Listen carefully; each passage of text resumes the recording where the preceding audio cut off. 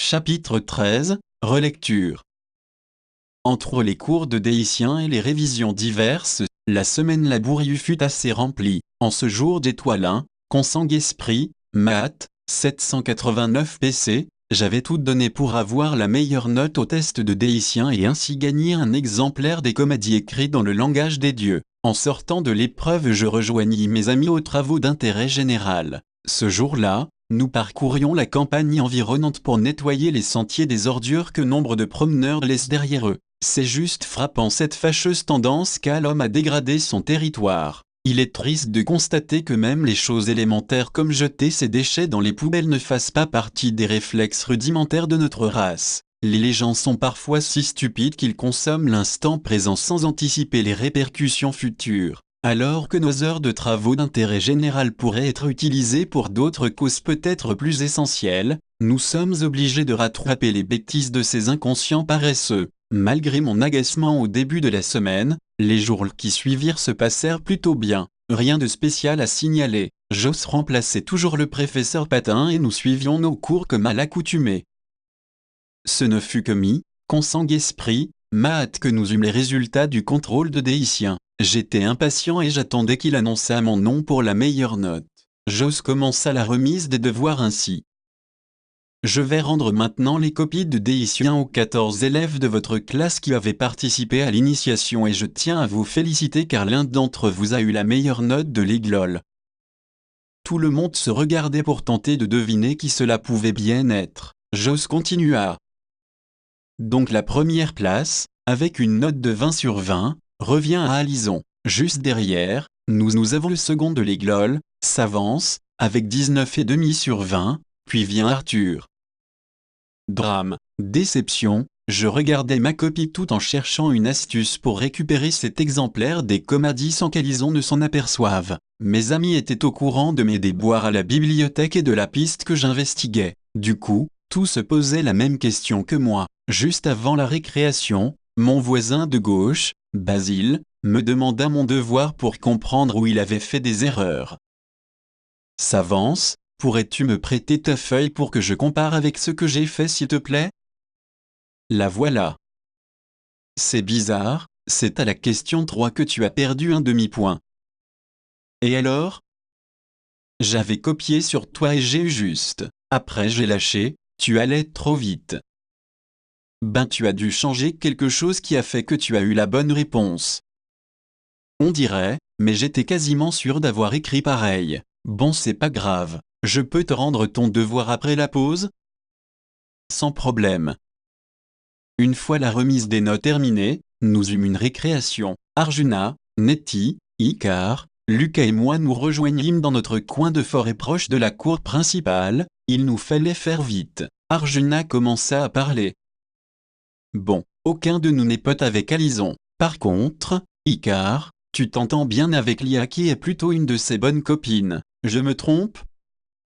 Oui, Lia, elle veut voir le loup. Elle fera donc tout ce que je lui demanderai.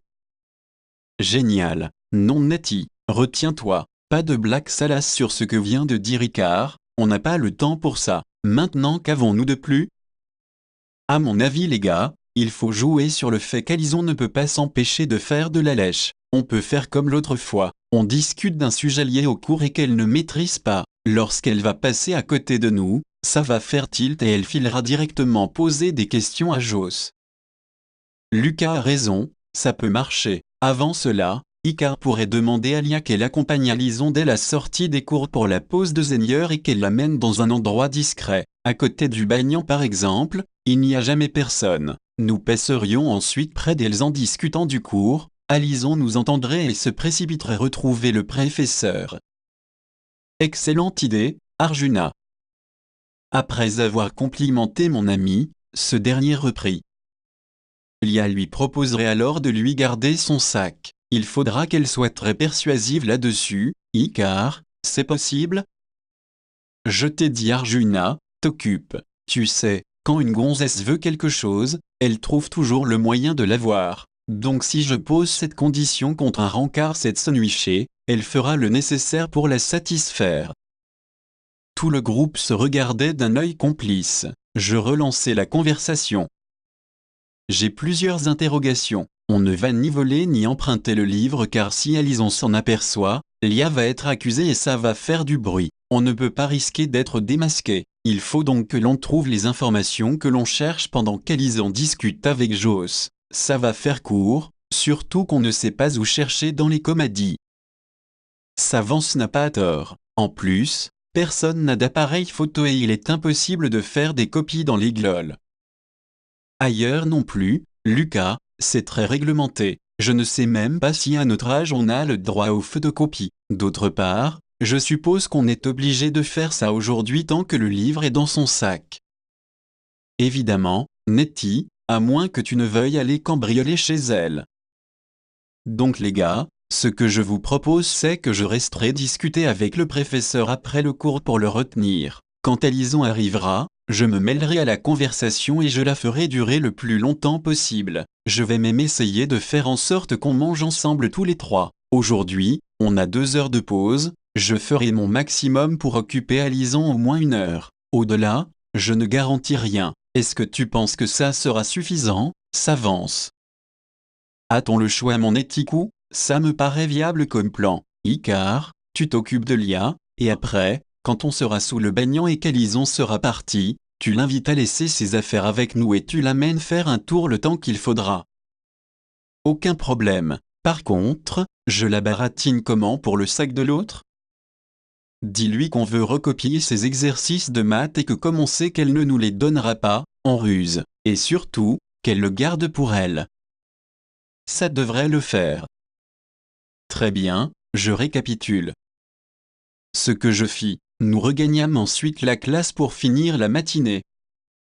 La cloche signalant la pause déjeuner retentit, le cours se clôtura, et chacun savait ce qu'il avait à faire. Tout fonctionna comme sur des roulettes. Lia partit avec Alison et elles se mirent à discuter sous le banyan. Nettie commença à poser ses questions à Joss. Icare, Arjuna, Lucas et moi suivions de loin les filles. En passant devant elles, je sortis la question à laquelle j'avais réfléchi les 2 heures précédentes. Aussitôt, Alison se tourna vers Lia et lui dit qu'elle avait oublié quelque chose en classe. Naturellement, sa copine lui proposa de lui garder le sac.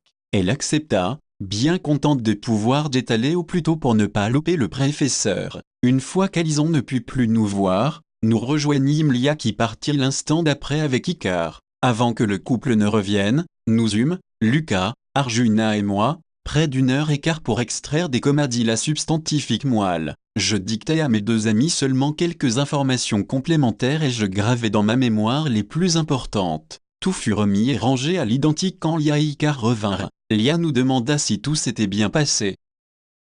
C'est bon, vous avez eu le temps de recopier les exos de maths? En chœur. Sans problème. Merci pour ton aide Lia. Vous avez fait quoi avec Icare pendant ce temps? Elle le bada de l'air stupide qu'ont les filles amoureuses, et lui, répondit-elle un coq prétentieux, je lui ai donné un cours de langue. Elle serra la main du bellâtre en s'en rapprochant. Toute la troupe riait. Il faisait beau.